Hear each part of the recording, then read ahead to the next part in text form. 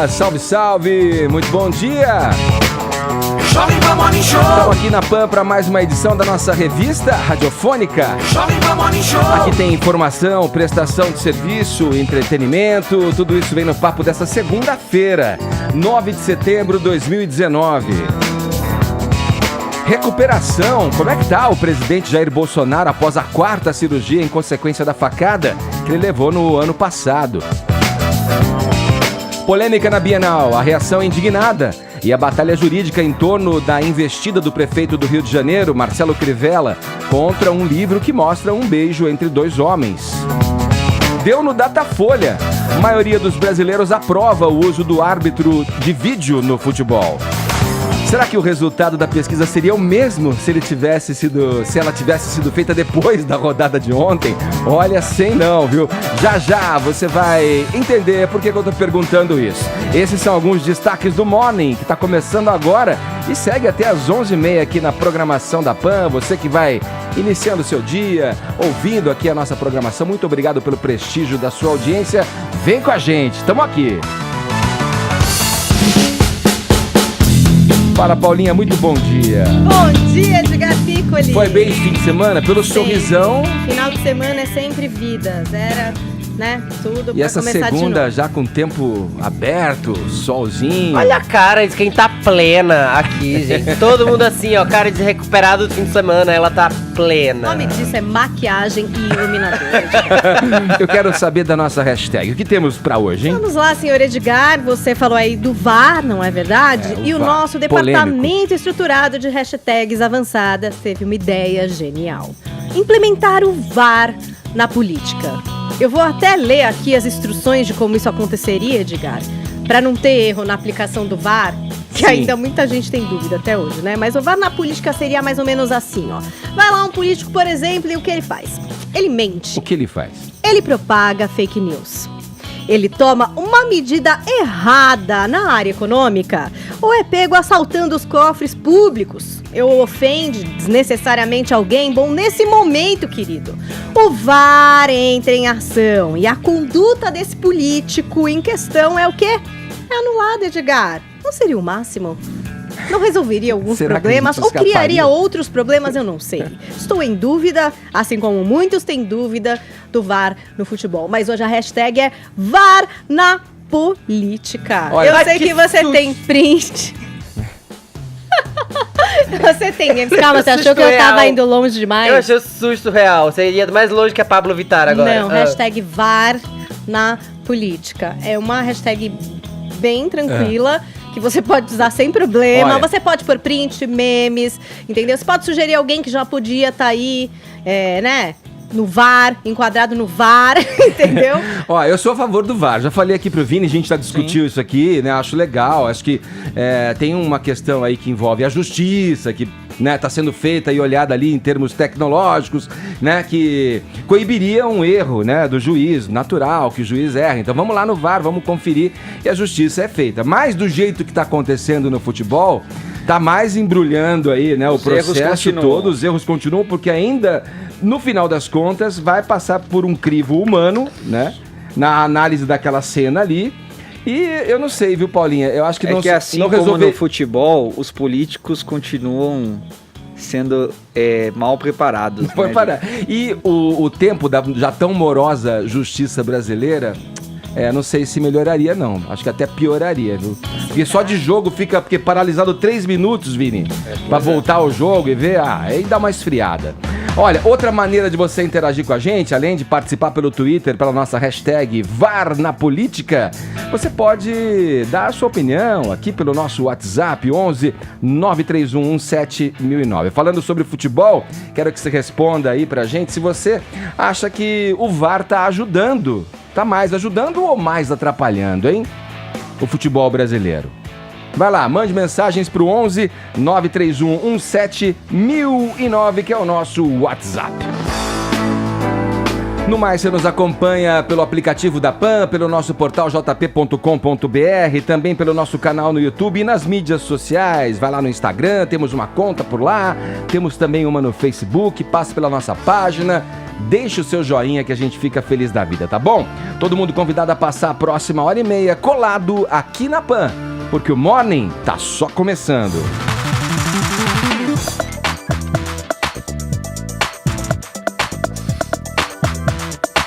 A indicação de Augusto Aras para o comando da Procuradoria-Geral da República feita pelo presidente Jair Bolsonaro, olha, continua provocando reações acaloradas. A Associação Nacional dos Procuradores da República, por exemplo, convocou para hoje protestos pelo país.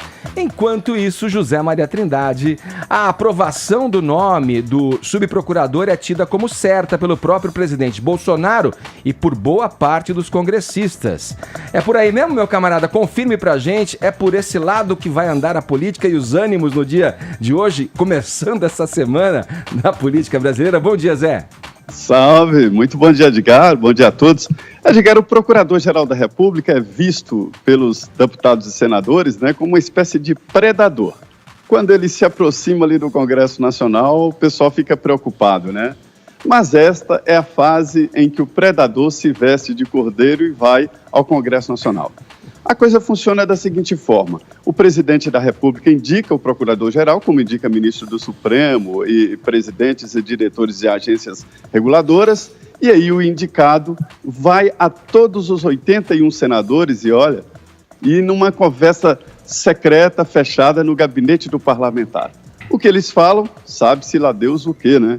E o grande final é mesmo a votação no plenário depois da sabatina na Comissão de Constituição e Justiça. Então, esta conversa é de predador e predado, né, que é ele que vai denunciar deputados e senadores que têm foro privilegiado, né? Esta conversa política é que acaba estragando tudo, porque a partir do que é prometido ali no gabinete, aí os senadores ficam à vontade para aprovar.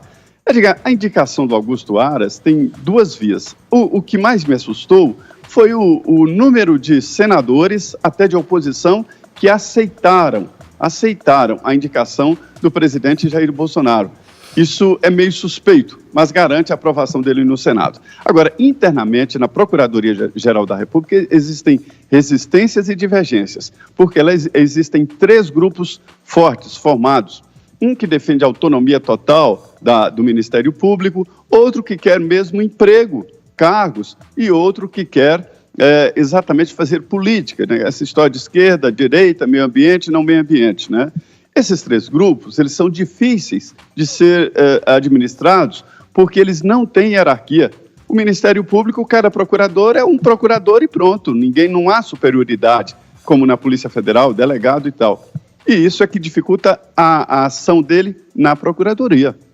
Ô Zé, o mais louco que o Brasil está vivendo, né, e o surpreendente dessa informação, quando veio o nome do Augusto Aras, né, pelo presidente Bolsonaro, deixou todo mundo meio que perplexo ali, tanto a esquerda, né, que não esperava que ele fosse escolher um nome, que de alguma maneira já tinha ali atitudes e ações no passado voltadas a um alinhamento ideológico para esse espectro da esquerda, e os próprios bolsonaristas que não esperavam que ele fosse capaz de escolher um sujeito com essas, digamos, qualidades, enfim, ou características, que eu coloquei aqui. Quer dizer, surpreendeu todo mundo. A pergunta que fica, Zé, e ouvindo o Jornal da Manhã hoje, eu aproveito e me apoio num comentário do Bruno Garchagen, que é o seguinte: resta saber em como vai resultar essa escolha. Porque essa escolha desse procurador que está à frente ali, decidindo as coisas pelo país, implica, por exemplo, a investigação em cima do Flávio Bolsonaro, do filho do presidente Jair Bolsonaro.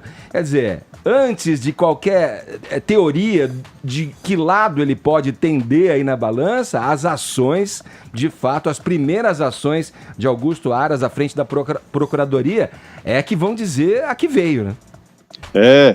É importantíssimo. E também uma vacina do que virá no futuro. Todos os políticos sabem que no futuro uma ação pode cair sobre eles, porque não falta coisa errada sendo feita todos os dias, né?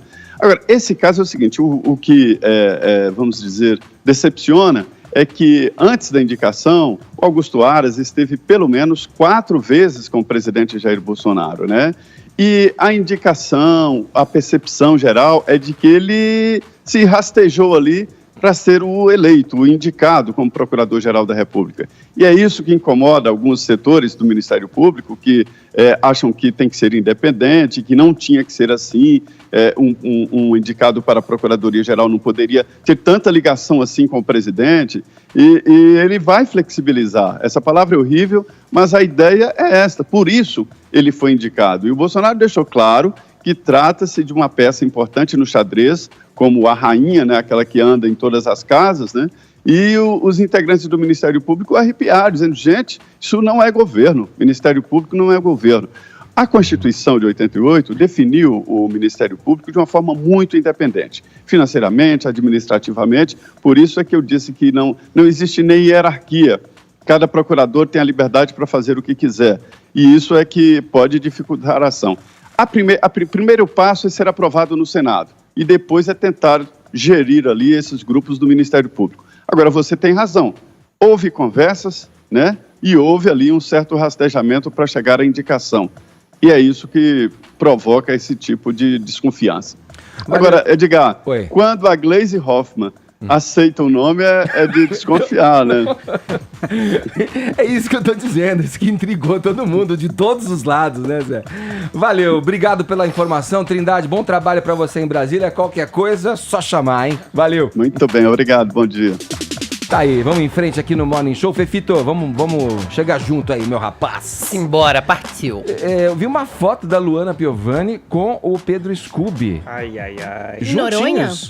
Pois E aí, voltaram? Alguém levantou essa bola, hein? Noronha-se. Ah, voltaram? Alguém levantou essa bola dias atrás aqui no Morning. Olha, se alguém levantou essa bola foi cortada errada. Ai, Pelo menos calma. por enquanto. Pelo menos por enquanto, Vini. Mas vamos ficar de olho. Porque a Luana e o Scooby não voltaram. O que é que aconteceu? Os gêmeos Ben e Liz, que nasceram em 2015, eles estavam fazendo aniversário. Então, a Luana levou eles pra Noronha, junto com o Dom, que é o filho mais velho dela, pra comemorar. E o Scooby colou lá, nessa ilha, baratinha, assim, como a gente vai, assim, sei lá, de São Paulo a Campinas, de São Paulo a Guarujá, uma viagem barata, que custa muito pouco. O Scooby foi lá e colou em Fernando de Noronha pra comemorar o aniversário dos filhos. Nada mais justo. Só que as pessoas estavam, claro, esperando que Luana Piovani tivesse um momento pouco tolerante, digamos assim. Mas não teve não, viu? Até comemorou. Ela falou, olha, foi muito bom, Pedro, estou feliz. A harmonia que precisávamos reconquistar e você ajudou, grata. Cuide-se e até já. Linda foto, hein? Ela foi lá agradecer a ele no Instagram, porque ele cuidou dos filhos também. O Scooby, inclusive, também se apressou a conversar com alguns seguidores e tudo mais, porque, claro, já teve gente especulando que eles tinham voltado. E aí, o Scooby foi lá e disse, não, nada a ver, ela tá lá com o namorado, espero que ela seja muito feliz e que respeitem ele, inclusive. Disse o seguinte, olha só, acredito no potencial dele, a Luana Piovani depois, respondendo a um seguidor, também partiu em defesa, tá todo mundo muito civilizado. Alguém foi lá e disse, espero que ele seja mesmo um bom pai e tudo, e aí a Luana também foi e falou, acredito no potencial dele, ele não despriorizará os filhos novamente, nunca mais. Ou seja, disse que ele agora está se dedicando à família. E Scooby ainda, indo embora de Fernando de Noronha, publicou uma foto dizendo que estava voltando para casa. Mas parou para pensar, não tenho casa, minha mochila. Estou voltando para o Rio de Janeiro. Como é bom ter dinheiro, você não precisa ter nem casa. Você só viaja, você vai de ilha em ilha, de país em país. Pelo amor de Deus, cabe nem a prancha de surf na mochila. É uma prancha de surf por cada lugar. Ou seja, dessa vez não tivemos barraco de Luana Piovani. Essa notícia é a antinotícia de tão raro que é ela não brigar com o Scooby. Gostamos. Mas eu fico feliz, porque se mostraram adultos ali, maduros, Sim. tudo pelos filhos, né? A relação desse casal que não está mais junto tem que ser boa, né? E servir ali de Concordo. alento e de porto seguro pra essa criançada, minha gente. Concordo, tá mais do que na hora, né, gente? Chega Acho de que ver eles vão barracos de voltar família. Você acha que eles vão voltar, Vini? Bom, Então, Vini, tá feita a aposta. Acho que eu vou com o Vini, porque eu sou a favor da união. Mas a Você Luana faria tá... uma tatuagem, Vini? não, já Não? caí nessa uma vez. Não caí de novo. Mas a Luana, gente, já tá desnamorada. A fila dela já andou. Tem que acabar uma coisa primeiro pra depois voltar outra. Vamos aqui para um assunto que deu muita polêmica nesse final de semana. A Bienal do Livro do Rio de Janeiro terminou ontem sob uma batalha judicial em torno de uma HQ com beijo gay. A reportagem é da nossa colega Natasha Mazaro. O fim de semana foi marcado pela polêmica em torno da história em quadrinhos com beijo gay vendido na Bienal do Livro no Rio de Janeiro. O prefeito da cidade, Marcelo Crivella, postou um vídeo no Twitter no início da noite deste domingo para se defender das acusações de censura e homofobia. O que a prefeitura fez foi cumprir a lei do Estatuto da Criança e do Adolescente. E nós vamos continuar na luta em defesa da Constituição e da família. Quanto à decisão dos ministros Toffoli e Gilmar Mendes, a quem rendemos todas as homenagens, impetramos embargos de declaração para que suas excelências nos esclareçam e orientem como cumprir a sentença sem contrariar o que determina o Estatuto da Criança e do Adolescente, que impõe embalagem específica a esse tipo de publicação. Na tarde de ontem, o presidente do Supremo Tribunal Federal, Dias Toffoli, suspendeu a decisão do Tribunal de Justiça do Rio que permitia a apreensão de livros com temática LGBT. Na decisão, Toffoli disse que o regime democrático pressupõe um ambiente de livre trânsito de ideias no qual todos tenham direito à voz. O caso foi parar na Justiça após o prefeito Marcelo Crivella ordenar que os exemplares HQ Vingadores, A Cruzada das Crianças, fossem recolhidos. Na sexta-feira, fiscais chegaram a ir ao evento para recolher os livros. Mas uma liminar do desembargador Heleno Nunes, da 5ª Câmara Cível do TJ, impediu a apreensão das obras. No entanto, no sábado, o presidente do TJ Rio, o desembargador Cláudio Tavares, atendeu um recurso da prefeitura e derrubou a liminar. O caso foi parar no Supremo após a Procuradora-Geral da República, Raquel Dodge, pedir a suspensão da decisão judicial. Além de Toffoli, o ministro Gilmar Mendes também se manifestou e afirmou que a Prefeitura do Rio de Janeiro promove censura prévia, patrulha do conteúdo de publicações artísticas e também decidiu impedir a apreensão de livros. A polêmica decisão da Prefeitura de recolher os exemplares da história em quadrinhos causou forte reação do público. No sábado, participantes que estavam nos pavilhões da Bienal protestaram. Não vai ter censura! Não vai ter censura!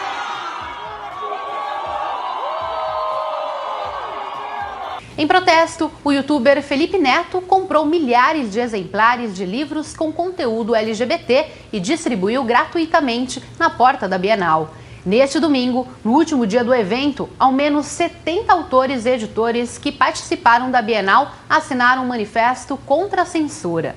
O texto defendia a diversidade e a liberdade de expressão e elogiava as duas decisões dos ministros do Supremo Tribunal Federal.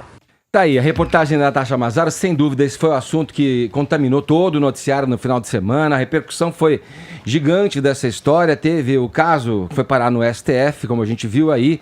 Contou com uma reação da classe artística. A Natasha citou, inclusive, aqui no fim da matéria, o youtuber Felipe Neto, que comprou os livros e distribuiu ali na Bienal, protesto, né? Virou capa da Folha, né? Virou uma capa... protesto, poderia dizer. No 7 de setembro. Da Folha de São Paulo. Tem a capa aí pra gente mostrar, Murilo? Olha aí, tá vendo? Quem nos acompanha a imagem tá vendo. A capa, na verdade, reproduz a ilustração que tá na capa do gibi, né? Do comic, né? Tomando quase toda a capa, Tomando né, quase toda a capa ali da Folha de São Paulo. E a gente vai agora abrir para esse debate que contaminou, né, o noticiário, como eu disse, no final de semana. O Caio entrou de férias, vai ficar de férias por uma semana, mas a gente tem a cota garantida aqui dos conservadores. Então a gente tem hoje, comentando aqui no Morning Show com a gente, o Adriles Jorge. Entra por FaceTime, Adriles. Seja bem-vindo, meu camarada, de volta. Eu estou na cota dos conservadores, quer dizer isso? Você tá na cota. Eu sou da A gente é a favor da cota. Quer dizer, eu sou um radical de centro. Isso é um Para, Adrilles, sai do armário. Todo mundo sabe que você é de direita. Não saio, eu sou no centro. Eu sou a cota 3 da escala Kinsey. Ô, Adrilles, vamos lá, deixa eu começar com você, hein? Claro. Por onde você começa o seu comentário a respeito dessa celeuma causada aí, pelo que muitos definem como uma interferência de uma questão religiosa do prefeito Crivella, que parte dessa questão da fé e da religião, né, que ele pertence, para tomar uma decisão política, né? Não, primeiro eu vou colocar como uma confusão dessa questão conceitual. Vamos lá. Que a gente brinca aqui, mas é sério. Existe uma diferença pontual entre ser reacionário e conservador. O conservador é aquele que aprende com a história, que ele é prudente, mas ele avança conquistando exatamente com a experiência das conquistas da história. O reacionário é o estúpido que reage a qualquer tipo de progresso ou inovação, se apoiando num passado idílico e em mentiras. É o caso do nosso querido Crivella. O Crivella não é um conservador. O Crivella é um reacionário. Ele reage a qualquer tipo de progresso da humanidade.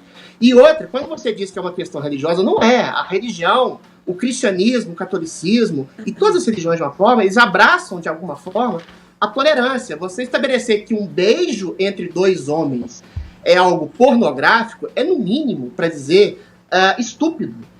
Não, é absolutamente indefensável. Eu acho legítimo que exista uma eclosão de um certo princípio de conservadorismo que se contrapõe a uma hegemonia esquerdista que foi absolutamente encampada na eleição do Bolsonaro, por exemplo.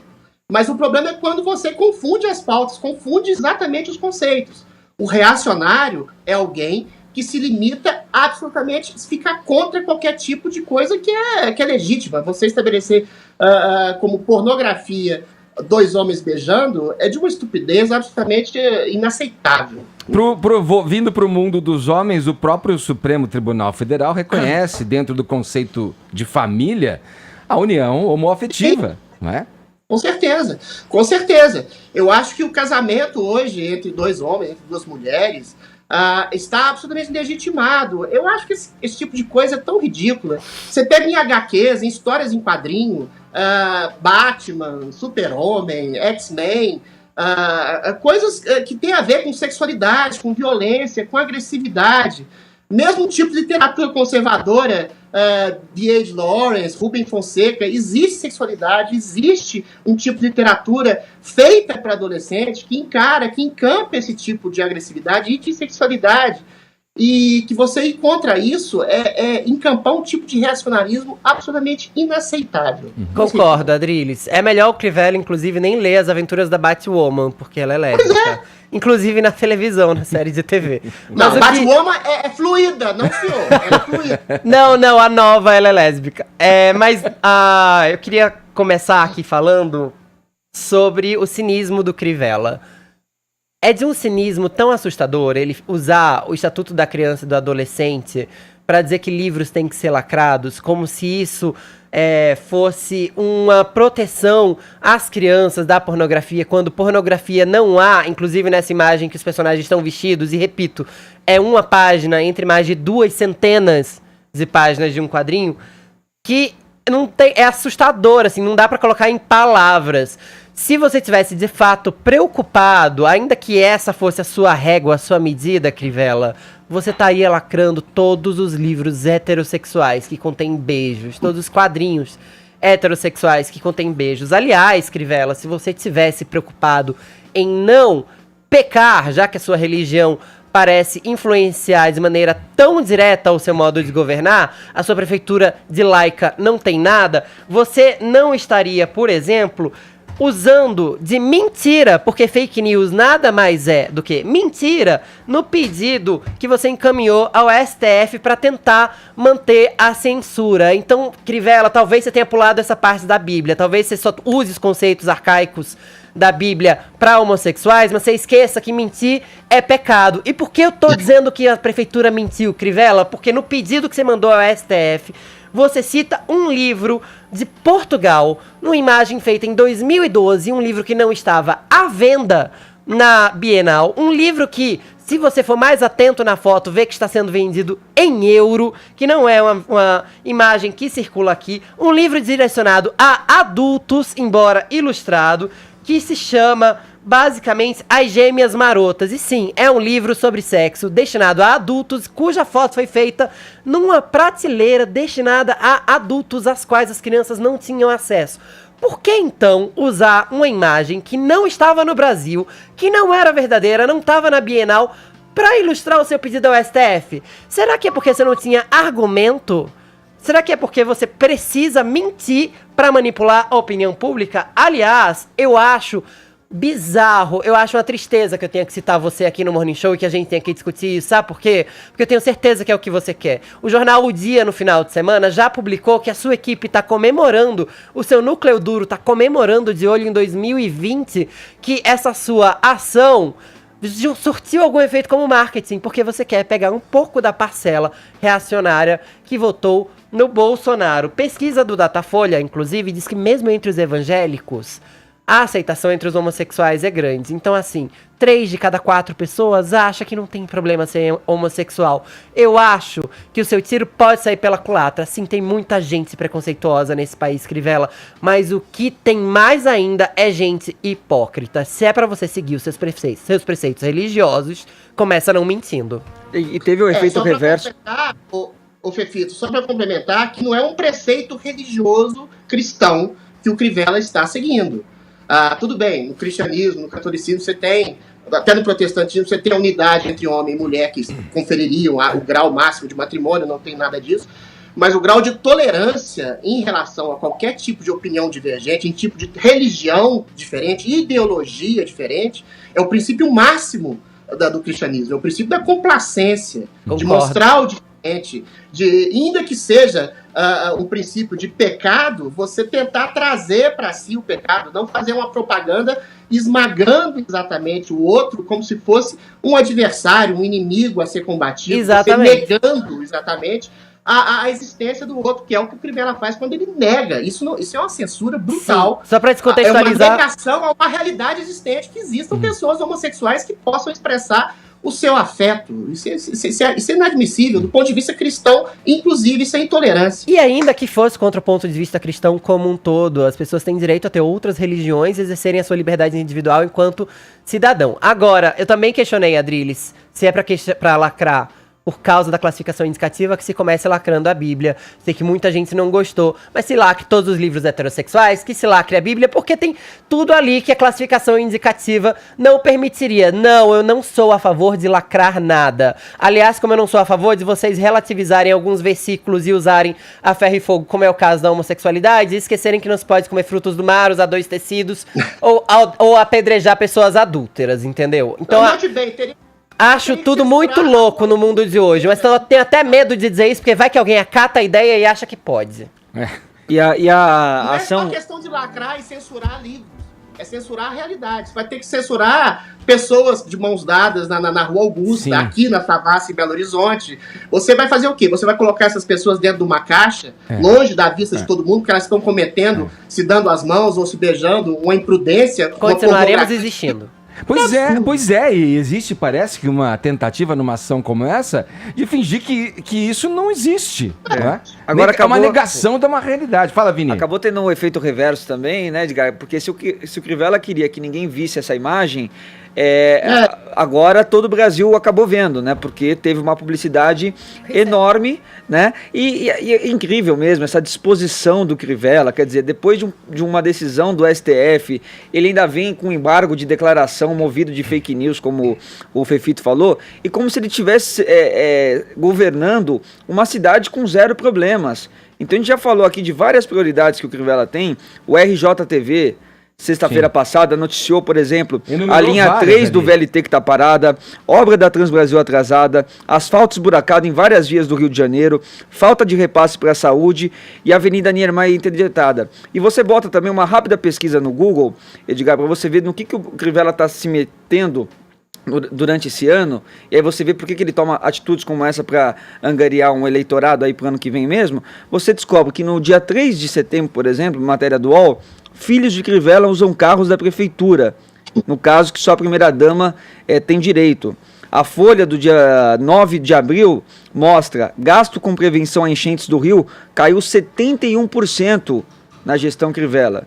Sendo que qualquer chuvinha no Rio de Janeiro desaba a casa, morre gente, e com isso aí ele não está preocupado. O Globo, do 18 de junho, mostra que Crivella propõe perdoar 450 milhões de reais de dívidas de cartório. Crivella, vai governar o Rio de Janeiro, pô. Essa falta, gasto de energia com coisas, né? Há quanto tempo a gente já está discutindo isso? Criar uma celeuma a respeito de uma página, de uma HQ que sempre foi assim, a Marvel sempre foi diversa. Gente, tem os livros lá da temática LGBT.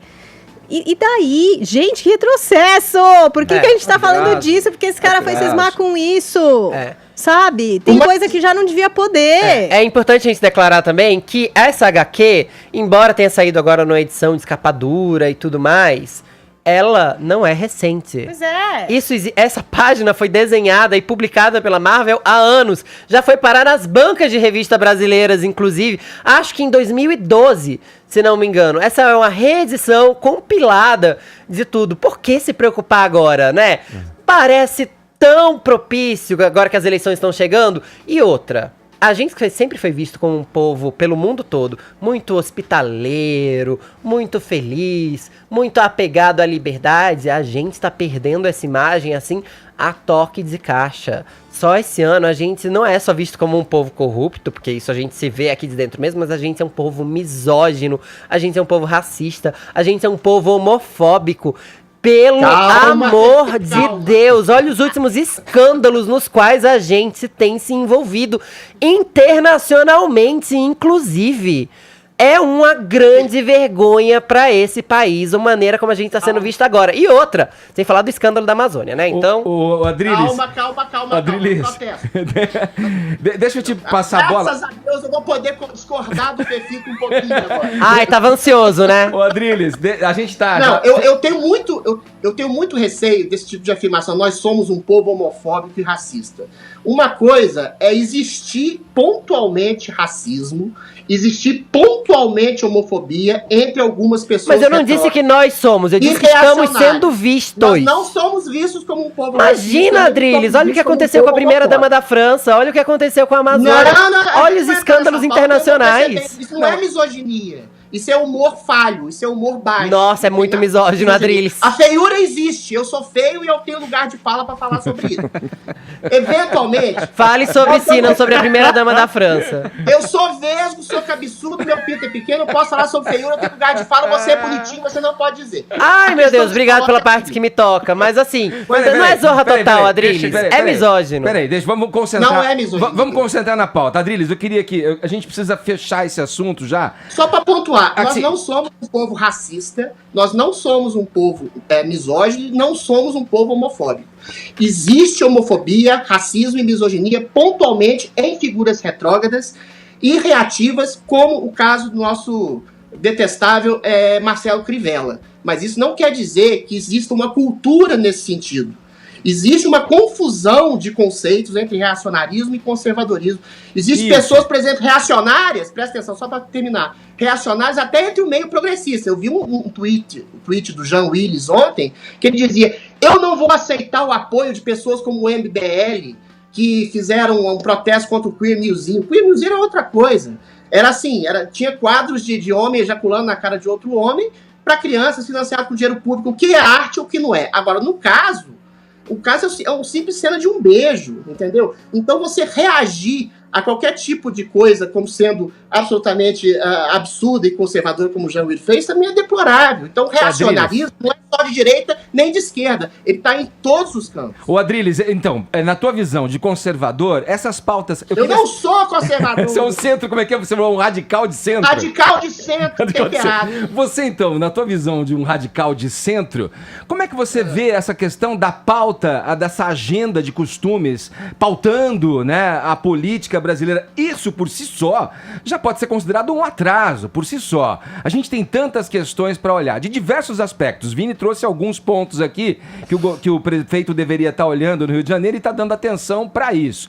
Qual é, na tua visão, a maneira de se lidar com esse tipo de assunto, estando à frente de um cargo político e vendo o mundo como você vê, segundo você mesmo, um radical de centro? Mais do que um radical de centro, eu sou um liberal. Eu acho que os costumes de um povo, de uma população, de uma nação, têm que ser legados exatamente à liberdade de expressão de cada um.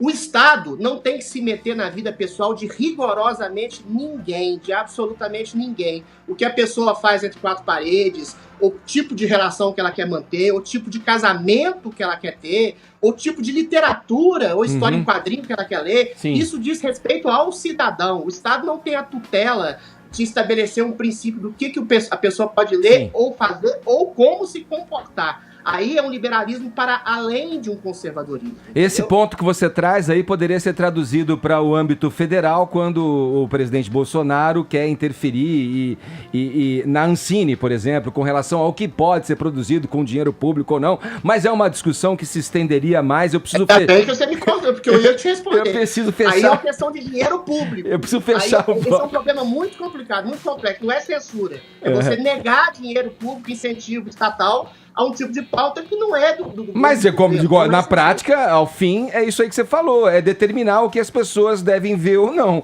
Na prática, na ponta da linha é isso aí. Né? Mas quando se trata de dinheiro, meu caro Edgar, aí é outra coisa. Você não querer promover uma agenda de uma política identitária que eventualmente tem seus excessos, entendeu? Você tem uma superexposição da pauta gay, LGBT, por uma razão até concreta. Eles foram segregados por homofobia mesmo durante muito tempo, entendeu? Agora, existe um certo exagero, que é aquilo que eu falei no último programa aqui, da pessoa se colocar no lugar de vítima para vitimizar a outra. Aí o governo pode ter uma reação a esse tipo de coisa. Aí a gente pode filosofar e debater grande parte sobre isso. Agora, quando você nega dinheiro, você não está fazendo uma censura. Você está cortando os meios de financiamento de uma causa. Dinheiro que vem... Mas aí a causa pode... Dinheiro que vem... De pagadores de impostos, que olha só, LGBTs também são pagadores de impostos. Mas é Estado, não é iniciativa privada. Adriles, é esse tumulto que a gente estava esperando mesmo com a tua presença. Aliás, Adriles, faça-me um favor, saia desse vídeo e venha sentar nessa bancada, pô. Larga a mão de ser preguiçoso, Fala pô. pro seu produtor me chamar dias antes, que me chamou ontem de madrugada. A gente paga a passagem, tudo direitinho. Ai, meu Deus! A última não pagaram, não! Daqui a pouco a gente volta agora, 10 horas 37 minutos, horário de Brasília. Jovem Pan Morning Show.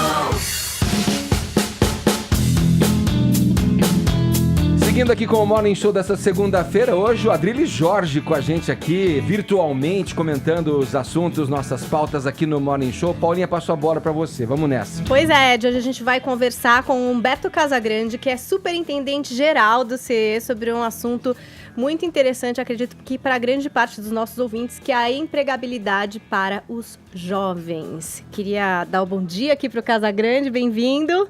Bom dia, Paula. Bom dia a todos vocês. Bom dia. Prazer estar aqui com vocês. Casagrande, por que os jovens são os mais afetados pelo desemprego?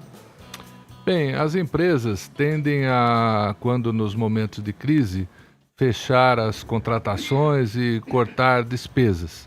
E os jovens, como são os menos experientes, eles acabam sobrando, vamos dizer assim, porque a empresa pretende reter uma pessoa mais experiente que faça mais coisas do que ficar com um jovem que ainda está aprendendo e tem uma contribuição, assim, talvez um pouco menor para dar naquele momento.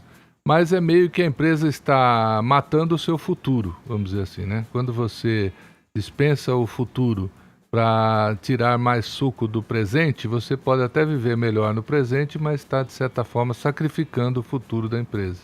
E como que você pode contornar esse problema? Bom, eu acho que as empresas estão aos poucos mudando a mentalidade.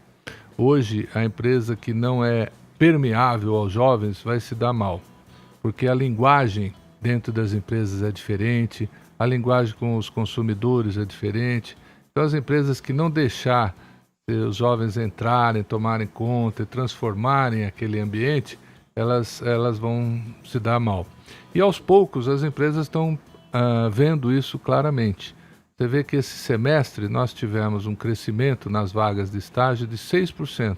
apesar da crise, apesar do PIB não ter crescido 6%, e o número de estagiários aumentou 6%. Isso significa que as empresas estão ficando cada vez mais abertas a esse tipo de profissional. E nós também temos levado essa mensagem ao governo, às empresas, no sentido de melhorar as condições para os jovens, que é o grande futuro da nação, né? Casagrande, fala aí mais desses benefícios para as empresas, que eu sei que tem muito empresário aqui ouvindo o Morning Show que de repente ainda não acordou para a importância de ter esses jovens no seu quadro. Muito legal isso. Veja bem, nós temos 2 tipos de jovens que podem trabalhar na empresa. O aprendiz, que é uma cota que as empresas contratam, e temos o estagiário. No caso do aprendiz, ele já funciona trabalha como funcionário da empresa e faz um treinamento no CIE. E o estagiário não, o estagiário ele só estuda e vai trabalhar. As empresas têm o benefício ao contratar um aprendiz que os encargos sociais são bem menores do que um funcionário normal. Então aí já vem a primeira grande vantagem. A segunda vantagem é aquela que eu falei, a presença do jovem dentro da empresa transforma os ambientes. Nós temos depoimentos incríveis e alguns estagiários viram até ídolos dentro dos departamentos, porque eles agitam, fazem ali as coisas acontecerem, tira aquele lado cômodo, leva um pouco de humor para dentro da casa e fica tudo mais interessante. Então, se as empresas pararem de ver o estagiário e o aprendiz como um encargo, aquilo que eles têm que fazer, e ver como uma oportunidade de recursos humanos para renovar os quadros, as empresas vão ganhar muito com isso. E, felizmente, a gente tem visto isso acontecer. Não em todas as empresas, mas curiosamente você vê também entre as empresas que apoiam o jovem e aquelas que não apoiam, há uma divisão entre as empresas atrasadas e as empresas modernas. Elas se alinham nesses 2 quesitos. A empresa que apoia o jovem, que é permeada ao jovem, ela está ligada no futuro, está vendo o que está rolando por aí, está se preparando e está melhorando. Aquelas que continuam com as ideias antigas, inflexíveis, duras, essas estão perdendo o negócio e não estão apoiando os jovens, mas também estão perdendo o negócio. Então, o que a gente deixa aqui é um grande convite para as empresas, é o seguinte: quer ser moderna, quer ser bacana, quer ter futuro, dá uma oportunidade para os jovens. Muito obrigada, Humberto Casagrande, prazer ter você aqui. Eu que agradeço a oportunidade que vocês me deram. Olha, e você que é jovem e quer ingressar no mundo do trabalho, acesse www.ciee.org.br, inscreva-se, dê esse primeiro passo e boa sorte. Vamos lá, o presidente Jair Bolsonaro se recupera em São Paulo da 4ª cirurgia em consequência da facada que levou no ano passado. A reportagem é de Nani Cox. Depois de passar pela 4ª cirurgia desde a facada, o presidente Jair Bolsonaro não deve receber alta tão cedo. De acordo com a equipe médica que o acompanha, o presidente será liberado do hospital quando estiver bem para viajar, o que só deve ocorrer depois de 7 dias. A previsão é que ele saia do Vila Nova Star, na zona sul da capital paulista, direto para o aeroporto.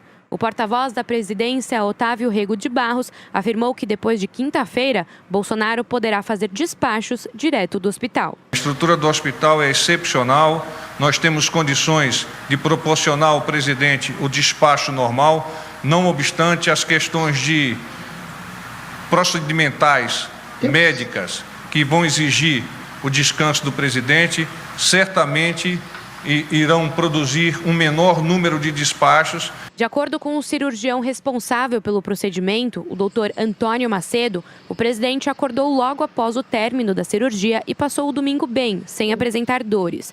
O médico disse que o primeiro dia de recuperação foi melhor do que nas 3 cirurgias anteriores. Hoje, Bolsonaro deve começar a dieta líquida e, dependendo da evolução, pode iniciar a pastosa amanhã. Como parte da recuperação, o presidente terá que usar uma faixa de compressão na região operada. A hérnia é comum em pacientes que passam por cirurgias de última hora e em regiões operadas mais de uma vez. Com o músculo do abdômen enfraquecido, uma parte do intestino conseguiu passar por uma cavidade do tecido muscular. O procedimento, que deveria levar 2 horas, durou cerca de 5. O doutor Antônio Macedo explicou que a cirurgia precisou de mais tempo porque o intestino aderiu à parede abdominal. Normalmente uma hérnia não demora tudo isso que demorou, mas aí a gente não contava que tinha aderido tudo de novo em relação àquela cirurgia de 28 de janeiro, estava tudo aderido de novo. Então, isso que faz assim, com muito cuidado, você não pode machucar o intestino sem hipótese nenhuma. A hérnia pode voltar, mas a chance é pequena, só de 6%. Pelas redes sociais, Jair Bolsonaro agradeceu ao apoio dos seguidores e disse que logo estará de volta ao campo. O senador Flávio Bolsonaro publicou uma foto ao lado do presidente e disse que o procedimento correu bem. O deputado federal Eduardo Bolsonaro usou o Twitter para relembrar a recuperação do pai após a facada e escreveu que logo Bolsonaro estará bem de novo. Na mesma rede social, o parlamentar replicou a matéria de um portal que informava o término da cirurgia ao 12h40. Eduardo disse que era fake news e que o procedimento ainda não havia acabado. O médico responsável, Antônio Macedo, explicou que a parte da cirurgia para corrigir a hérnia terminou, de fato, ao 12h40. Depois disso, ele deixou a sala e a equipe médica costurou a região operada. O primeiro-ministro de Israel, Benjamin Netanyahu, também usou a rede social e desejou uma boa recuperação e sucesso ao presidente brasileiro. A família Bolsonaro acompanhou a cirurgia em uma sala híbrida, de onde conseguiam ter ampla visão do que acontecia. Além de familiares, o ministro do Meio Ambiente, Ricardo Salles, visitou o presidente e deixou o hospital no final da tarde de domingo. Tá aí, a Nani Cox trouxe pra gente a reportagem. Vini tá em posse do último boletim médico. O que diz o último boletim, Vini? É isso, Edgar, acabou agora, né, a mais recente coletiva aí da equipe médica do Vila Nova Star, que atende o presidente Jair Bolsonaro, e eles informam que o presidente foi submetido à avaliação médica na manhã desta segunda-feira e ele se encontra estável, sem dor, afebril e com boa evolução clínico-cirúrgica. O hospital também informa que hoje o presidente Jair Bolsonaro já iniciará fisioterapia motora, podendo sentar na poltrona e realizar caminhada no corredor. Também o comunicado informa que foi liberada a dieta líquida à base de água, gelatina, chá e caldo ralo. Por orientação médica, estará com visitas restritas neste momento, Edgar. Certo, vamos lá. A Adriles está com a gente hoje comentando as pautas do Morning Show, diretamente de Belo Horizonte, onde ele mora. Adriles, de que forma essa facada que mudou o curso ali na condução da campanha eleitoral do Bolsonaro pode ter ajudado a própria eleição do Bolsonaro? Há quem diga que a facada tirou o Bolsonaro de uma exposição na qual ele não era visto como um bom orador, um bom defensor dos seus argumentos ali publicamente. Qual que é a tua visão? O que você pensa a respeito? A facada ajudou ou atrapalhou? Não, ajudou, sem dúvida nenhuma. A facada, de certa forma, ajudou a sedimentar um tipo de ideologia que é incrustada na figura, na persona do Bolsonaro, que é o conservadorismo e um certo reacionarismo também. É uma mistura, um mix de coisas. Mas eu acho que ela foi absolutamente determinante. Quanto ao fato de tirar ele do combate, de ser um bom orador, eu acho que até a má oratória do Bolsonaro foi um fator determinante para a ajuda, porque o público, o eleitorado se identificava exatamente com essa coisa meio prosaica e popularesca do Bolsonaro.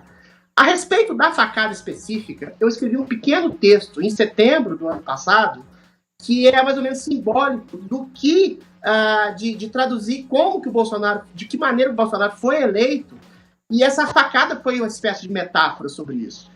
Sobre isso eu falei o seguinte: tempos estranhos, estes em que palavras agridem mais do que uma facada, em que um discurso forte contra a violência é interpretado como um incentivo à violência, em que o ato de violência é interpretado como reação legítima às palavras contra a violência. Tempos estranhos, em que a loucura, quando socializada, é banalizada.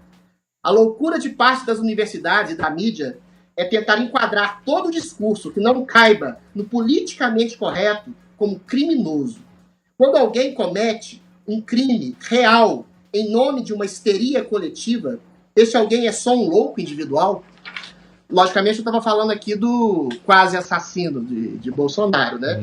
Eu acho que isso é simbólico no sentido. O Bolsonaro foi eleito a reboque dos exageros, do politicamente correto e dos exageros das políticas identitárias no Brasil e fora do Brasil, que promovem um embate entre vários grupos entre si, negros, mulheres, e que você passa a ofender as pessoas como sendo preconceituosas, racistas, nazistas, fascistas, homofóbicas, e que o politicamente correto tolhe a liberdade de expressão e que você faz coisas absurdas, como você, de certa forma, santificar a miséria como sendo propulsora da criminalidade, entendeu? Isso é uma coisa principal que elegeu o Bolsonaro, porque isso é uma espécie de insulto, inclusive à própria população pobre do Brasil, que é formada de 99,9% de pessoas absolutamente honestas e trabalhadoras que, a despeito das condições sofríveis de vida que tem, não caem no crime. E o Bolsonaro, de certa forma, da forma rude que ele tem, ele vociferava isso e calava fundo no seio da população. Aí, quando ele é vítima de uma tentativa de homicídio e que algumas pessoas percebem e falam assim, ele é vítima do próprio discurso de incentivo à violência que tem, aí as pessoas percebem essa imensa hipocrisia de uma mídia de um tipo de inteligência do país que é completamente cega à realidade factual das coisas e cria uma ideologia para além da realidade, que é o que, de certa forma, elegeu o Bolsonaro com todos os erros e acertos que ele tem como pessoa e como governante. Adriles, mas você não ignora, pensando dessa forma e falando isso, o poder de influência que um líder tem, porque isso pode funcionar na campanha. Isso que você disse, essa comoção, a facada em si, esses argumentos que você usa, na campanha funciona. Ok, dividiu o país estava dividido, muita gente comprou o projeto ou não projeto do Bolsonaro e o colocou como presidente do país. Mas enquanto governo, enquanto no trono, parece que não vem funcionando, né? É uma observação muito clara isso. Claro, em que sentido? E depende da área que você está se referindo. Existe uma diminuição de 22% dos homicídios no país esse ano. Dizer que isso foi simplesmente uma causa circunstancial, eu acho meio infantil. Mas e a ação dele efetiva? É uma ação efetiva? A ação efetiva dele... Qual foi a ação efetiva com relação, por exemplo, à segurança? O governo tem um pacote anticrime, que é uma tentativa absolutamente legítima, concreta e absoluta de estabelecer...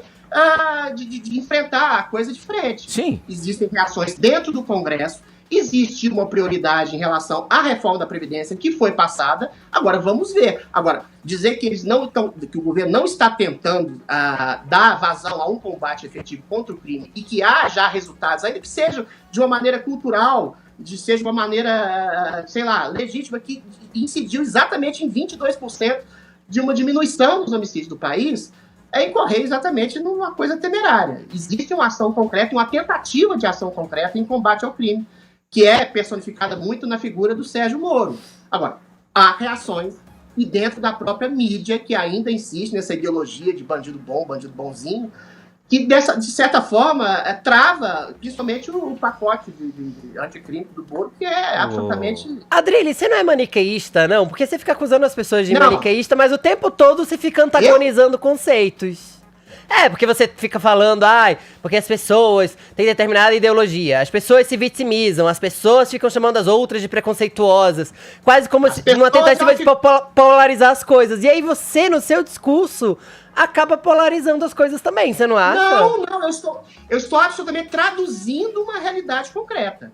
Quem polariza de maneira muito peremptória é exatamente essa sociedade polarizada que a gente tem. E esses polos, um desses polos está muito personificado, essa é a minha crítica pontual, Fefito, dentro da mídia e dentro de uma certa inteligência que é formadora de opinião, que é a universidade. O grande poder de uma sociedade, Fefito, não é o poder executivo.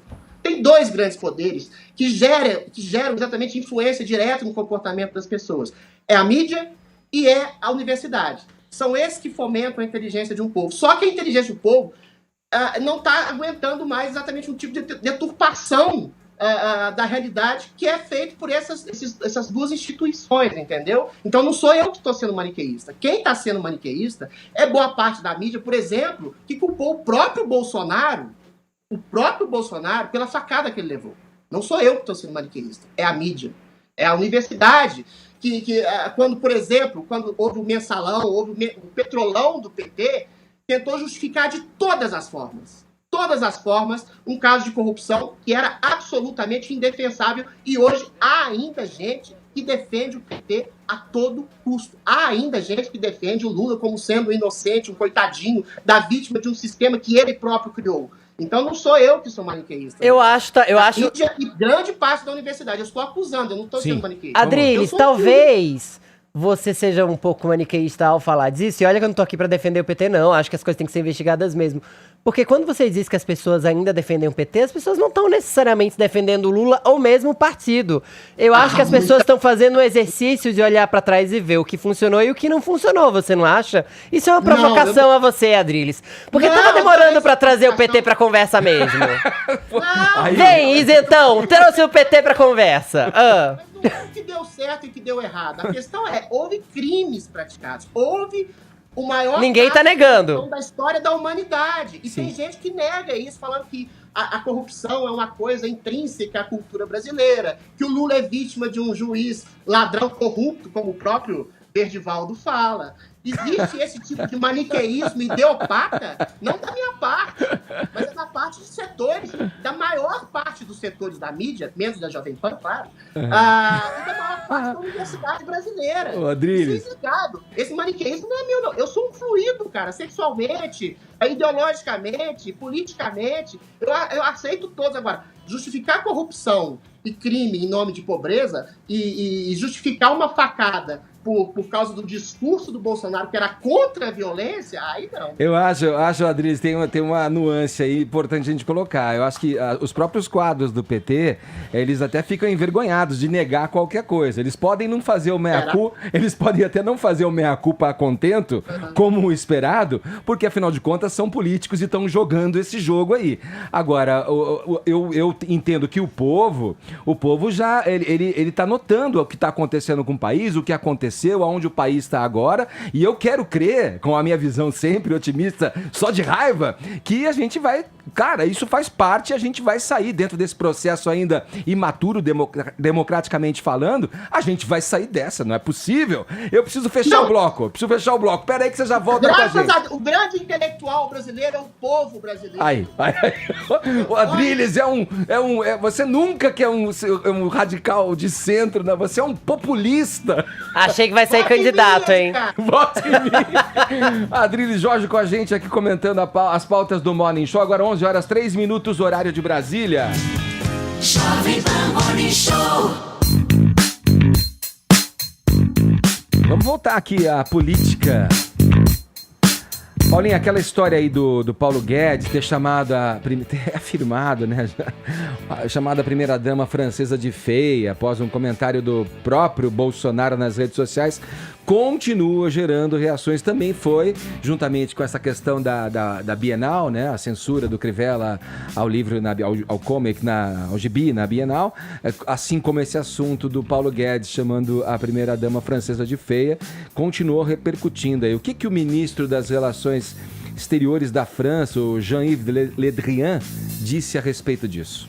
Pois é, ele deu uma entrevista a uma rádio europeia e o que ele disse é que os comentários sobre a mulher do presidente francês Emmanuel Macron são indignos. Ele disse assim, não se administra as relações internacionais como uma competição de insultos. E ele também completou dizendo, não confunda os líderes atuais e a realidade do Brasil. Quem também acabou se manifestando através das suas redes foi a filha da primeira-dama da França, Brigitte Macron, que é a Tipayane Auzier. Não sei se eu falei direitinho o nome dela, Edgar, mas ela fez um post no Twitter, na verdade, um vídeo. Iniciando a campanha, né? Exatamente, uma campanha contra a misoginia. Ela está nas mãos com uma reportagem impressa que tem as falas do Guedes.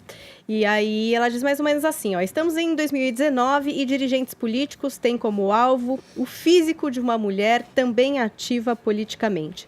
Vocês acreditam que isso ainda exista? Ah, sim.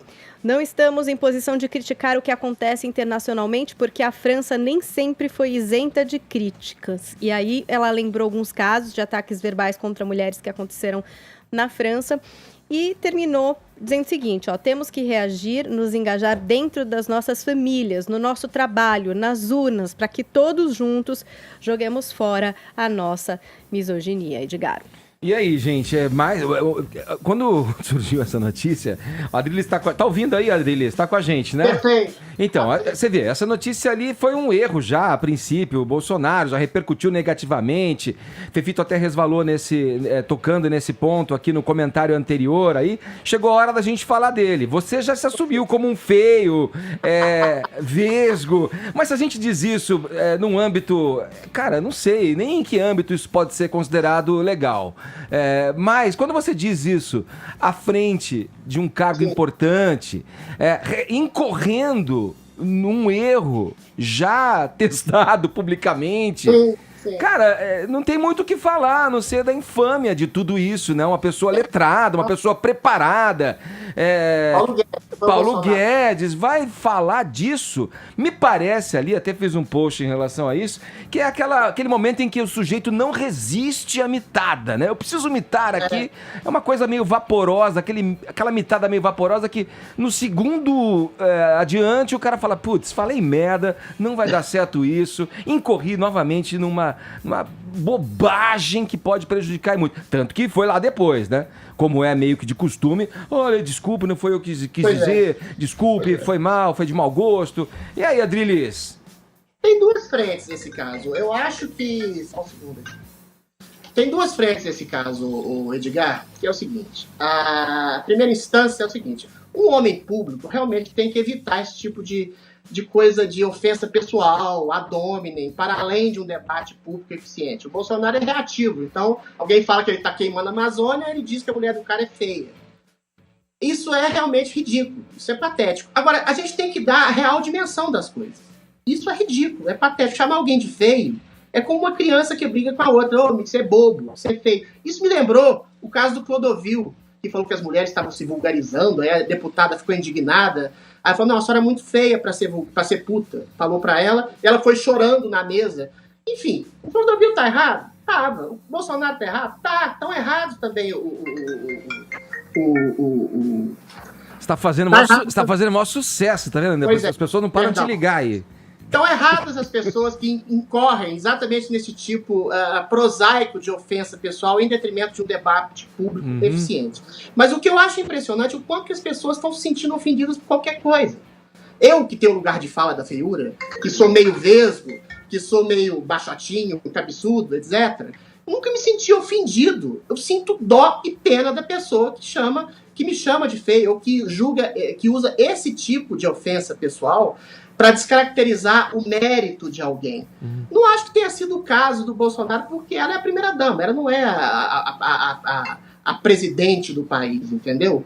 Nesse sentido, acho que a gente incorre aí no politicamente correto, nos exageros politicamente corretos. Eu acho que esse é o tipo de coisa que deveria ser ignorada, como uma basófiazinha, como eu disse no outro programa, de um presidente que incorre na tentativa de um governo mais informal. E aí ele influi os outros ministros. Porque a formalidade, essa diplomacia excessiva, também pode ser vista, e sempre foi vista no Brasil, como uma espécie de hipocrisia entranhada na cultura, de não dizer as coisas pelo que elas são. Só que se essas coisas pelo que elas são, a característica estética de alguém, é limitar a pobreza de argumento, o seu interlocutor, o seu ofensor, entendeu? É você tirar do debate público o mérito que ele tem para entrar num tipo pessoal idiota, mas também eu acho também infantil a pessoa se preocupar excessivamente com esse tipo de coisa. É um joguinho diplomático tolo, que não sai do lugar, entendeu? Devido a esse excesso de característica de ofensabilidade das pessoas que elas têm hoje. Não acho que isso seja misoginia, pelo quê? Existem sim pessoas feias. O Rui Barbosa era feio, eu sou feio, o Costinha é feio, mas cada um tem seu talento que, para além dos estereótipos de beleza.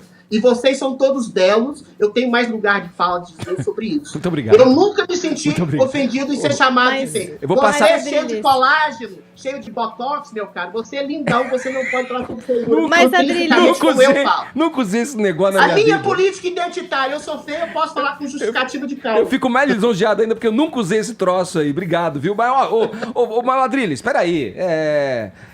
Veja... O cara é o presidente, o cara é o ministro. Mas eu concordo. Assim, não é uma postura esperada pra quem ocupa o cargo que ele ocupa. Idiota. Tá fora do protocolo do cargo. Quer dizer, não dá pra relativizar, entendeu? Então... Não tô relativizando, eu acho tolo e excessivo o tipo de reação que a mídia dá. Caramba! E que as próprias autoridades dão. Gente, o presidente riu de uma piada de alguém que chamou a primeira-dama de feia. Olha, isso é uma coisa pra ser absolutamente ignorada e desprezada. Será? Mas você não acha que diz muito sobre ele? Um humor baixo. Vai lá, Paulinha. Ué, então, mas diz sobre ele alguma coisa. Se ele resolveu se manifestar... Isso, ué, com certeza. diz, e mesmo porque essa questão de mexer com a primeira-dama, que nada tinha a ver com a conversa, e usá-la como um acessório, é bonita ou feia, que vulgar. nem vinha ao caso, é vulgar, é horroroso. E eu considero que é um pouco misógino, sim. Eu considero que é bastante misógino, na verdade. Eu não considero que nem um pouco, não.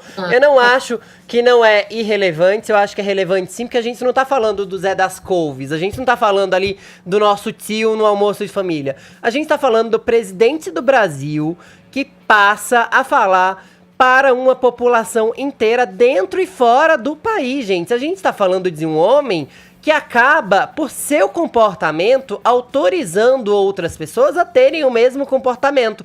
Ou vocês acham que um monte de homem nesse país não vai fazer esse tipo de piadinha? Tanto isso é verdade que o próprio ministro dele repetiu e só depois colocou a mão na consciência. As pessoas precisam parar de achar que ignorar um comportamento cretino é basicamente colocar ele na escuridão, assim, na obscuridade. Não é. Vai ter sempre quem replique esse tipo de comportamento. E outra, quer brigar com o Macron? Brigue com o Macron. Não chame filha, não chame mulher, não chame mãe, não chame ninguém. Especialmente quando essas pessoas não estão envolvidas no assunto. Eu acho covarde, além de tudo. E Adriles, beleza, que você tá super bem-humorado falando de beleza e feiura. Acho super divertido, mas assim, beleza e feiura também são dois conceitos muito subjetivos. Já tem aquele ditado lá do quem ama o feio bonito lhe parece, e a gente já vive numa ditadura de padrões. Acho que, inclusive, deixa eu concluir que você já briga comigo. Eu acho, inclusive, que romper com tais padrões de beleza é um movimento que tem acontecido nos últimos anos na mídia, inclusive. E quando a gente sai reforçando esses padrões, chamando gente de feia, como se estivesse na quinta série, a gente tá ignorando o quê? O progresso. Ô, Edrilles, você não é feio, você só tá sendo visto do ângulo errado. Pô, até te confundiram com o Matheus Nachergali aqui, Adriles. Pô, galã. E essa questão da piada do ângulo errado também é muito grotesca, gente. Vocês sabem. Não fui eu, hein? É só uma brincadeira. A minha é brincadeira. Vai lá. Deixa eu só fazer um contraponto à fala do Fefito. Porque aí ele incute de novo no politicamente correto. Ele me ama, ele me persegue. Um dia e ele já tá na minha cola. Beleza e feiura são subjetivos. Não, principalmente a feiura, que é a minha, é absolutamente objetiva. Entendeu? Critérios de beleza, eu falei sobre isso recentemente. Isso é socialmente construído, Adriles. Não, pois é, pode ser uma beleza tipo Picasso, com retorcimentos, assim. Beleza socialmente construída. Os critérios de beleza não obedecem a um critério de inclusividade social. Sinto muito, Fefito. Uma mulher bonita, ela tem critérios que obedecem à impulsão do desejo masculino, por exemplo, em critérios de reprodutibilidade, seios fartos, quadris largos, harmonia das faces, aquela coisa pré-histórica e biológica para garantir a prole, mais beleza, mais saúde, etc. Esses signos de beleza são signos de saúde. Isso não quer dizer que você tem que ser indelicado como o Bolsonaro e o ministro da Economia foram, chamando alguém de feio ou bonito.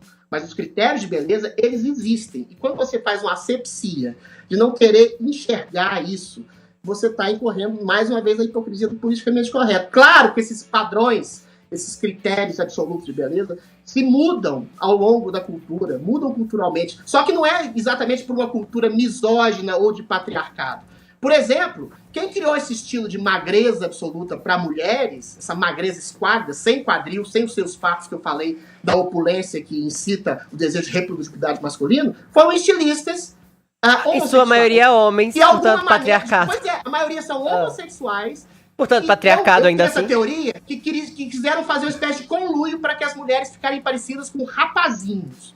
Então, o critério de mudança de beleza, às vezes, não tem nada a ver com a cultura de um patriarcado misógino. E os critérios de beleza absoluta existem. Você pode ter uma personalidade, uma cultura, uma vivência, um linguajar que vai para além da sua falta de beleza, que te torna uma pessoa atraente ou não. Ô, Adriles, agora parecer com rapazinhos é forçar a barra. Se alguém me chamar de feio ou chamar a primeira dama, eu só tenho dó de uma pessoa assim. Tá. Concordo plenamente que é indelicado e é idiota, tanto o Bolsonaro e o Paulo Guedes, como figuras públicas, entrarem nessa seara. Mas acho um exagero retórico dizer que isso é um caso de machismo, misoginia, porque gente feia é chamada de gente feia. O Delfim Neto era feio, o Bolsonaro não é dos mais bonitos, isso é... A gente precisa encerrar. Já vou me matar por falar isso, Adriles, mas eu preciso só dizer uma coisa. É forçar a barra dizer que os estilistas queriam transformar as mulheres em rapazinhos. Eles queriam transformar as mulheres... Calma, Adriles, calma. Eles queriam transformar em cabides, porque todas usando o mesmo número, basicamente, não teria que ajustar a roupa para todas. Tanto que a moda masculina é diferente da feminina, mas eu acho que a gente vai ter que discutir isso depois, porque vão me matar por causa do tempo. Homem não fica magrelo, fica só mulher que fica magrelo. Exatamente, homem na passarela é forte, então ela não tá parecida com rapazinho. Você tá equivocado. Peraí. Gente, caímos na moda. Olha aí, Que loucura. Não sei como vamos parar lá. Segura aí, toma uma aguinha aí, Adriles, a gente já retoma. Vini, vem pra essa conversa com a gente, que eu quero falar de outro assunto com você. Só uma informação importante, eu sei que o tempo tá apertado, mas é que a Rede CNews acabou de divulgar um vídeo de bastidor de uma conversa do Emmanuel Macron, presidente da França, com o presidente do Chile, Sebastián Pinheira, que por hora era um aliado do Bolsonaro, reclamando das declarações recentes do presidente brasileiro, e também entra na conversa a presidente da Alemanha, Angela Merkel, e todos eles ali concordando com o Macron que ele deveria ter mostrado firmeza ao repudiar as falas do Bolsonaro. Inclusive as pessoas de direita, dos partidos de direita no Chile, repudiando a fala do presidente acerca aí da morte do pai da ex-presidente do Chile, a Michelle Bachelet. Vamos, Vini, falar de outro assunto, vamos falar do que interessa, meu camarada. Temos pouco tempo, mas dá pra gente falar de futebol ainda, a relação entre Cruzeiro e o técnico Rogério Ceni. Já? Já. Azedou? Já azedou. Você tá brincando? Já azedou. Mal chegou o Rogério Ceni, Edgar, após deixar o Fortaleza, e a relação dele não tá nada boa, até porque o Cruzeiro tem um problema muito maior do que o Rogério Ceni, né? Que é um problema ali que já passa desde a diretoria, envolvido em vários escândalos ali de corrupção, e existe um problema nítido ali de vestiário. Após a eliminação na Copa do Brasil, na última semana para o Internacional, Edgar, o jogador Thiago Neves, que é um dos jogadores mais importantes e experientes do time, fez uma reclamação do Rogério na escalação, que ele teria improvisado jogadores, que teria ali... De última hora, de última hora, que o time não teria tempo para se entrosar, e obviamente que isso caiu muito mal. E ontem o Cruzeiro acabou perdendo em casa por 4-1 para o Grêmio. Mais uma atuação vexatória, e o Rogério foi para a coletiva extremamente envergonhado e disse: se não tiver uma mudança mental e também tática desse time, eu peço meu boné e vou embora. Vamos ver. Também faço parte de tudo isso, apesar de ter chegado recentemente, mas já são 3 semanas de trabalho. E infelizmente, eu até me sinto envergonhado de vir aqui, para ser sério. Eu preferia não dar entrevista para você, só venho por educação mesmo, cumprir o meu papel. Então, assim, eu já perdi na minha vida muitos jogos, né? Mas existem maneiras e maneiras que você ser derrotado, né? Então, assim, eu também não... Aqui eu não venho para isso. A situação já é uma situação muito delicada. Eu lamento ter que vir aqui falar, não por vocês, lamento pela situação vivida, pela derrota, que foi no meio de semana e hoje também. A única coisa que eu digo para você é que se for para continuar no Cruzeiro, nós temos que ser de maneira diferente. Então, se a gente precisar de mudar drasticamente a situação, mesmo que a gente apanhe nos próximos jogos, mas a atitude nós vamos ter que mudar, porque senão não faz sentido nem eu ficar aqui e muito menos comparecer após um jogo para dar uma entrevista. Tá aí, o Rogério extremamente envergonhado com esse resultado, né, Edgar? Não só o resultado em si, como ele deixou claro, mas a postura do time dentro de campo. Vamos ver se ele vai conseguir aí mudar os rumos cruzeirenses nos próximos jogos, senão, pelo que parece, não vai durar muito essa relação do Rogério com o Cruzeiro, não. E também teve polêmica com relação ao VAR. Nosso assunto foi o VAR aí, na hashtag também, durante o programa aqui, Edgar. E agora, a Folha fez uma pesquisa que mostra que 58% das pessoas, da população que acompanha futebol, aprova a utilização do VAR. Porém, tem momentos como este que nós estamos vendo de ontem, né? Um pênalti escandaloso que deram pro Santos. 1 metro fora da área. 1 metro fora da área. E aí o que acontece? Eles estavam no ar. Qual que é o problema? O juiz foi lá e marcou a falta fora da área. Os caras que estavam lá no VAR, que foram ver as imagens e chamaram o juiz lá para a cabine. Ele foi para a cabine e marcou o pênalti. Então, quer dizer, até quando o árbitro acerta, que é difícil acontecer, os caras arrumam um jeito dele errar. Então esse tem sido um problema aqui no Brasil. Agora, o equipamento, ele é ótimo, ele não erra. Quem erra são as pessoas que administram ele, que precisam ser melhor preparadas. Aliás, aproveitando aqui, só pra dizer que a gente tá nos TTs aí com a nossa hashtag, hein, Paulinha? Isso aí, estamos em quinto. Tem VAR na muita gente política. usando o VAR na política. Aê, muito bem. Vai ter cartão vermelho ou não vai? Não sei. Quem tá aí do nosso... Casão, que oração aí, que oração. Já vi um Casagrande e agora outro. 11h27, horário de Brasília. É italiano?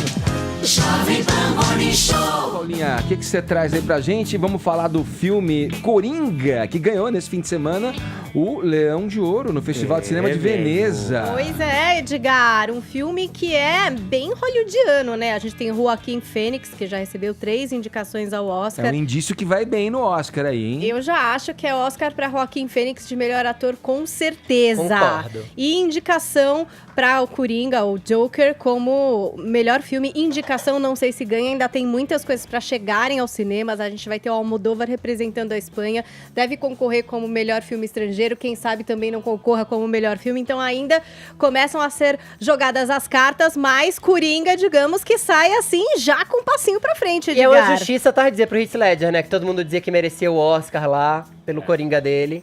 Pois é, ele recebeu indicação póstuma. Muitas pessoas interessantes já fizeram o Coringa, o Jack Nicholson, o próprio Heath Ledger, recentemente o Jared Leto, que recebeu mais críticas. E a ideia de Coringa é mostrar como que nasceu esse personagem. Não exatamente como a gente tem ali nas revistinhas, não é exatamente recontar o que está nas revistinhas, é uma abordagem mais humana, digamos assim, Edgar, porque o personagem do Heath Ledger, a louca, não é o Heath Ledger, é o Joaquim Fênix. me contaminou. O Arthur Fleck, ele vive um palhaço meio mal sucedido assim de dia, tenta ser um comediante à noite e ele tem uma espécie de uma síndrome, Edgar, uma síndrome assustadora. No trailer você já fica meio arrepiado, que é uma coisa que faz com que ele ria. Que isso? Do que nada. Susto. É uma síndrome que existe, entendeu? Bom, vamos aguardar. Já tá marcada a estreia aqui no Brasil, 3 de outubro. Coringa, já agora, ó, com passos à frente aí, numa boa caminhada pro Oscar. E parabéns pra Bárbara Paz, que ganhou o prêmio pro seu documentário sobre o Hector Babenco em Berlim. Representou o Brasil muito bem. Olha aí, eu coloco aqui, aproveito, né, essa deixinha e coloco o Joker Man do Dylan, aqui, esse clássico do Dylan. Vamos despedindo do Adrilles. Adrilles, valeu, hein, meu camarada. Isso aí, amanhã tem mais. Fundos válidos e obscenos pra todos vocês. Aí, Adrilles, valeu. A gente fica por aqui, o Morning Show volta na programação da PAN amanhã, a partir das 10 da manhã. Muito obrigado pelo prestígio da sua audiência. Tchau, cuidem-se, hein, sempre, hein. Jovem Pan Morning Show.